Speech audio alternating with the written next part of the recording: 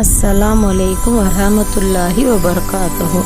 अऊज़ु बिल्लाहि मिनश शैतानिर रजीम। बिस्मिल्लाहिर रहमानिर रहीम। रब्बि शरली सदरी व यस्सिरली अम्री वहलुल उक़्दतम मिन लिसानी यफ़क़हूल क़ौली।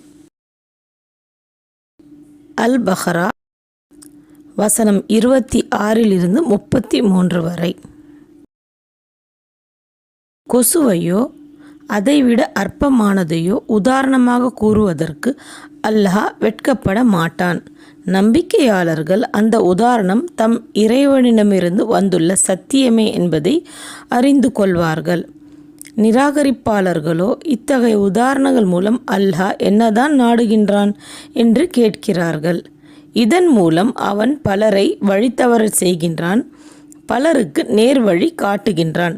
அவன் தனக்கு கீழ்ப்படியாத மக்களைத்தான் வழித்தவறச் செய்கின்றான்.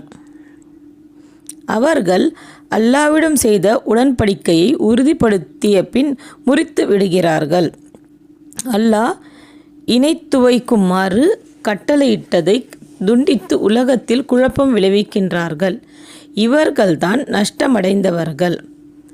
நீங்கள் எப்படி அல்லாஹ்வை நிராகரிக்கிறீர்கள்?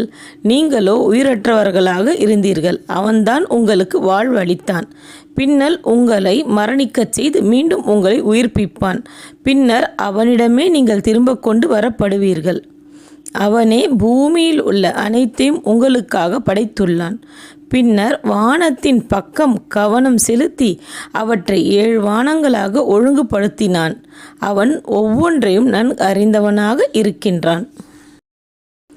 உமது இறைவன் வானவர்களிடம், நான் பூமியில் ஒரு வழித்தோன்றலை ஏற்படுத்தப் போகின்றேன் என்று கூறிய போது அவர்கள், நாங்களோ உன்னை புகழ்ந்து உன் தூய்மையை பறைசாற்றி கொண்டிருக்கும் போது பூமியில் குழப்பம் விளைவித்து இரத்தம் சிந்தக்கூடிய மக்களையா நீர் ஏற்படுத்தப் போகின்றாய் என்று கேட்டார்கள்.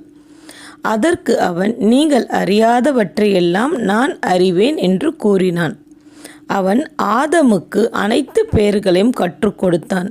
பின்னர் அவர்களை வானவர்கள் முன் நிறுத்தி, நீங்கள் உண்மையாளர்களாக இருந்தால் இவர்களின் பெயர்களை எனக்கு கூறுங்கள் என்று கூறினான்.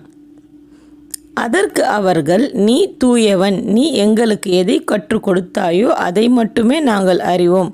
நிச்சயமாக நீ நன்கறிந்தவனாகவும் ஞானமிக்கவனுமாகவும் இருக்கின்றாய் என்று கூறினார்கள். ஆதமே, இவர்களின் பெயர்களை இவர்களுக்கு எடுத்து கூறும் என்று அவன் கூறினான். அந்த மக்களின் பெயர்களை ஆதம் எடுத்து கூறிய போது, வானங்கள் மற்றும் பூமியின் இரகசியங்களை நான் நன்கு அறிவேன்.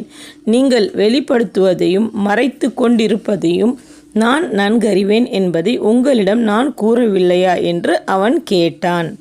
ஜஸாக்கல்லாஹு